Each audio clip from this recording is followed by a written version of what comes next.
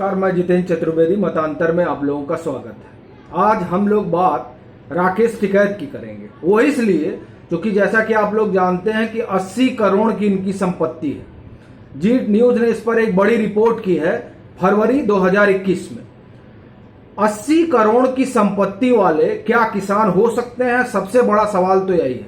ये उद्योगपति हैं या किसान हैं? ये पहले तो एक अंतर होना चाहिए राकेश टिकैत को लेकर। अगर 80 करोड़ की संपत्ति के ये मालिक है तो जो खबरों में दावा है। दूसरी बात, आज ऑफ इंडिया ने खबर की और उस खबर में वो उन्होंने बताया कि ये करनाल में जो लाठीचार्ज हुआ, वहां जो लोग हताहत हुए, जो किसान, उनसे जब ये मिलने गए तो उनके साथ कांग्रेस के एक नेता थे और ऑफ इंडिया ये दावा करता है कि वो नेता बराबर राकेश टिकैत के साथ देखे जा सकते हैं, वो कांग्रेस के नेता है। ये दूसरी बात। तीसरी बात, जो भानु ग्रुप और खुद भानु प्रताप सिंह बार बार ये आरोप लगाते रहे हैं कि ये जो आंदोलन है ये किसान आंदोलन नहीं बल्कि टिकैत का आंदोलन है और ये आंदोलन कांग्रेस पोषित है, टीएमसी पोषित है और इसका किसानों के कामकाज से, किसानों के हित से कोई सरोकार नहीं है। ये सिर्फ और सिर्फ अपनी राजनीति जो है उसको चमकाने के लिए किया जा रहा है।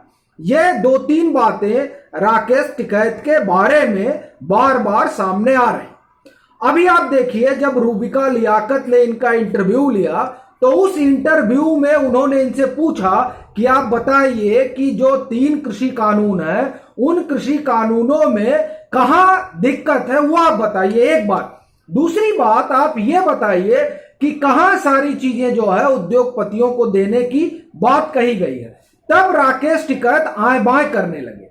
अब इससे 2-3 चीजें स्पष्ट हो जाती हैं। पहला ये कि राकेश टिकैत को कृषि कानूनों की समझ नहीं है, एक बात। दूसरी बात, वो दरअसल जो भारतीय किसान यूनियन भानु ग्रुप बार बार कह रहा है कि ये एक राजनीतिक स्टंट है इन लोगों का, जिसके जरिए ये अपनी खोई राजनीतिक जमीन, और अपनी उस खोई राजनीतिक जमीन में वो कांग्रेस आती है और वो विपक्ष आता है जो आज पंगु हो चुका है और उसको एक बैसाखी की जरूरत है। वो बैसाखी उनको टिकैत के रूप में मिली है और टिकैत बखूबी इस बात को समझ रहे हैं और वो बैसाखी बने हुए हैं और उनको लगता है कि जब तक इनसे इस तरह से चीजें चल सकती हैं तब तक चीजें चलाई जा सके। और जो एक और बात आप इसमें देखिए कि इसलिए इसको ज्यादा पॉलिटिकल कहा जा रहा है और यह समझ में भी आ रहा है कि आखिर क्या वजह है कि जहां जहां चुनाव होते हैं वहां वहां राकेश टिकैत का आंदोलन नजर आता है। राकेश टिकैत हरियाणा में नजर आने लगे चूंकि वहां स्थानीय चुनाव है। राकेश टिकैत पश्चिम बंगाल में नजर आए थे जब वहां विधानसभा का चुनाव था। राकेश टिकैत कोशिश कर रहे हैं कि उत्तर प्रदेश में नजर आए और यहां पर चीजें बदलें, लेकिन उत्तर प्रदेश का राजनीतिक समीकरण जो है वो राकेश टिकैत के अनुकूल होता नहीं नजर आ रहा है। वो आप देखिए कि हुआ ये कि यहां पर जो उमेश मलिक के ऊपर सिसौली में बालियान खाप, ये बालियान खाप के अगुआ है। देखिए, पश्चिम में 2 बड़ी खापें हैं, बालियान खाप और देश खाप। बालियान खाप के अगुआ नरेश टिकैत है, राकेश टिकैत के बड़े भाई, और देश खाप चौधरी चरण सिंह के उस समझिए वो अगुआ हुआ करते थे और वो लीगेसी अब जयंत चौधरी लेकर चल रहे हैं। तो और उमेश मलिक जिस खाप से आते हैं वो गढ़वाल खाप। अब वो खाप नाराज है, एक चीज आप समझिए, वो खाप नाराज है। देश खाप कभी भी राकेश टिकैत और नरेश टिकैत को अपना नेता नहीं माने।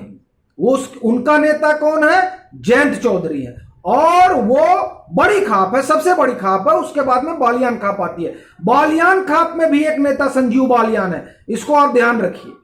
तो बालियान खाप में 2 बड़े नेता हैं, एक टिकैत और दूसरे संजीव बालियान। गढ़वाल खाप अगेंस्ट है उमेश मलिक के ऊपर हमला होने की वजह से। उमेश मलिक भाजपा के विधायक।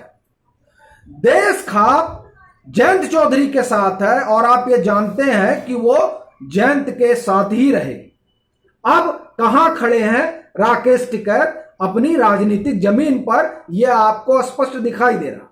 लेकिन जिन लोगों ने अपना आधार खो दिया है और जिनके पैरों के नीचे की राजनीतिक जमीन खिसक गई है, उनको राकेश टिकैत के सहारे उत्तर प्रदेश में अपना चेहरा मोहरा चमकाने की संभावना नजर आती है।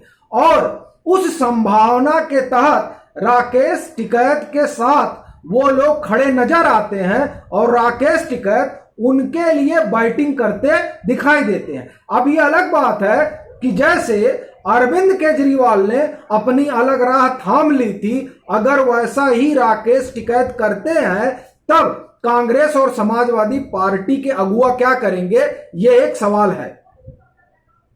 लेकिन एक चीज आप ध्यान रखिए कि ये जो 80 करोड़ वाले किसान हैं, मतलब 80 करोड़ संपत्ति वाले किसान राकेश टिकैत, इनकी वजह से किसान पीटे जा रहे हैं, किसान पिटा रहे हैं, वो आत्महत्या करने के लिए मजबूर हो रहे हैं।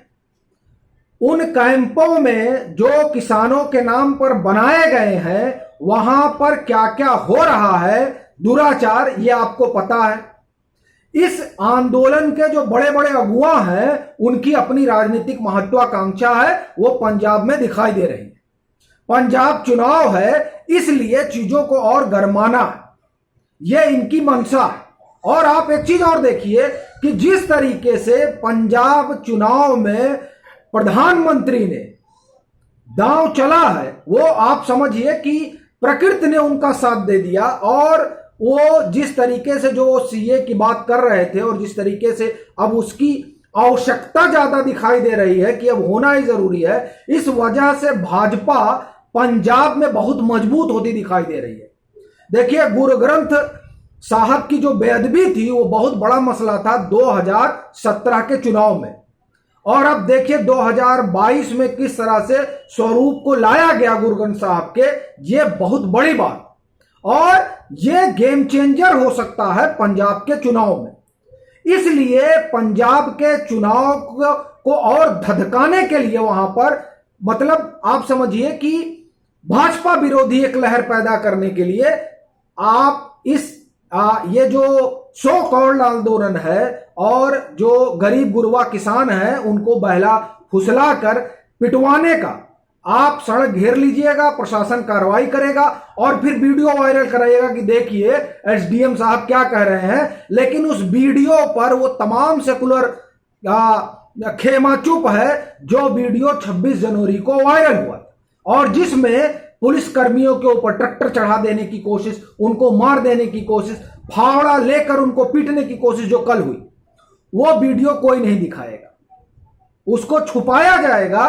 क्योंकि एक एजेंडे के तहत 80 करोड़ की संपत्ति वाले किसान जो है, सो कॉल्ड किसान, उनको कुछ राजनीतिक दलों के हितों को संभवतः आगे बढ़ाना है। चलते हैं, फिर मिलेंगे एक नए मसले के साथ, तब तक के लिए राम राम।